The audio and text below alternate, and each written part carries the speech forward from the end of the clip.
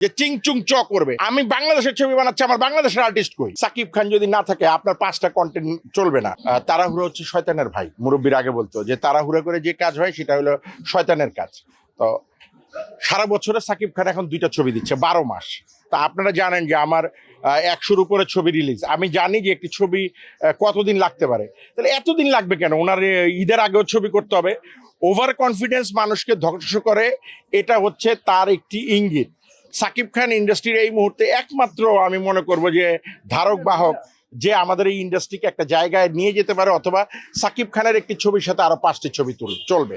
আজকে যদি সাকিব খান অফ হয়ে যায়, ইন্ডাস্ট্রি একটা বিশাল ক্ষতি হয়ে যাবে। এখন আপনি যদি মনে না করেন যে আপনি কোনো দায় দায়িত্ব নাই, আপনি আপনাকে নিয়ে চিন্তা করবেন, আমি আগেও বলছি এটা সাকিব খানের জন্য ভুল হবে। হয়তো সাকিব খান চিন্তা করতে পারে যে আমার এত টাকা হয়েছে, আমি এত স্টারডমে আছি, আমার কিছু পাওয়ার নাই। না রে ভাই, আল্লাহ প্রদত্ত কিন্তু সব। আপনাকে মানুষ ভালোবাসা দিয়ে আল্লাহ আজকে যে জায়গায় দিছে, যতদিন ধরে আপনি রাজত্ব করছেন, আপনার দায়িত্ব কিন্তু অনেক। আপনি সেই জায়গাটাকে ধরে রাখতে হবে।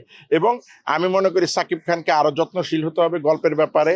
এবং তার অ্যাক্টিং দেখেন, প্রিন্সে আপনারা দেখছেন কিনা আমি জানি না, তার অ্যাক্টিংয়ের জায়গায় কিন্তু কোনো ফাঁক নাই। আপনি পরিচালক নির্বাচনের ক্ষেত্রে সতর্ক হওয়া উচিত, কাকে দিয়ে কি বানানো যাবে।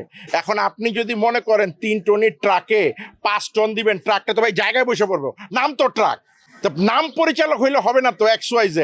আর সব বলে তো আপনি ছক্কা মারতে পারবেন না যে সব ডিরেক্টরে দিয়ে আপনি একা টেনে নিয়ে যাবেন। আপনার গল্প লাগবে, কো-আর্টিস্ট লাগবে। এবং দ্বিতীয় কথা এবং প্রথম কথা হচ্ছে, আমি বাংলাদেশের প্রতিনিধিত্ব করি। এখন আমি যদি এনে চিংচুং চ চায়নার লোক আইনা কাজ করাই, আমরা তো চায়নার লোক দেখতে যাই না রে ভাই যে চিংচুং চ করবে। আমি বাংলাদেশের ছবি বানাচ্ছি, আমার বাংলাদেশের আর্টিস্ট কই? 1-2জন বাইরের আর্টিস্ট থাকতে পারে, কিন্তু আপনি আমাকে দেখাচ্ছেন ঢাকা, আপনার ছবি চলতেছে কলকাতায়। পাবলিক কি ভাই এখন আঙ্গুল চুষে? কলকাতা ঢাকা বুঝে না। আপনি ট্যাগলাইন দিচ্ছেন once upon a time in Dhaka, আর দেখাচ্ছেন কলকাতা। তো এই জায়গাগুলো আপনাকে বুঝতে হবে যে আপনি যদি বড় জায়গায় যান, মানে ধরেন যদি আমি আপনাদের দিয়ে বলি যে আপনি একটা বড় সাংবাদিক হয়ে গেছেন, যা খুশি তাই দিয়ে দিবেন, হয় না কিন্তু ভাই। দেখেন, আপনাকে কিন্তু দিন শেষে দায়বদ্ধতা স্বীকার করতে হবে, সোদের দায়িত্ব থাকে অনেক।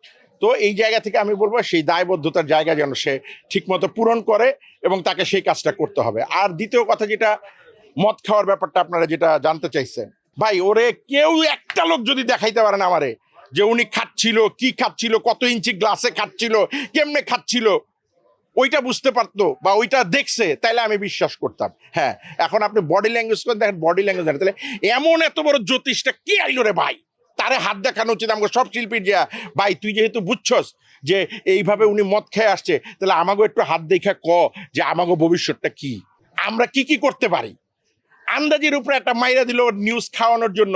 প্রক্ষান্তরে তো ভাই আপনি ইন্ডাস্ট্রির ক্ষতি করলেন। কালকে দেখেন সাকিব খান যদি না থাকে আপনার 5টা কন্টেন্ট চলবে না, কিংবা আপনার 10টা কন্টেন্ট চলবে না। তার মানে কি, আমাদের সবাই রুটি রুজি কিন্তু একসাথে সংমিশ্রণ ভাই, আমরা একে অপরের পরিপূরক। আমি যেমন বলছি যে আল্লাহর পরে এই সাংবাদিকরা আর দর্শকরা, সাংবাদিকরা হচ্ছে সেতু, আর দর্শকরা হচ্ছে আমাদের ওই পারে যাওয়ার মানুষগুলা, গাড়িটা, বাহনটা।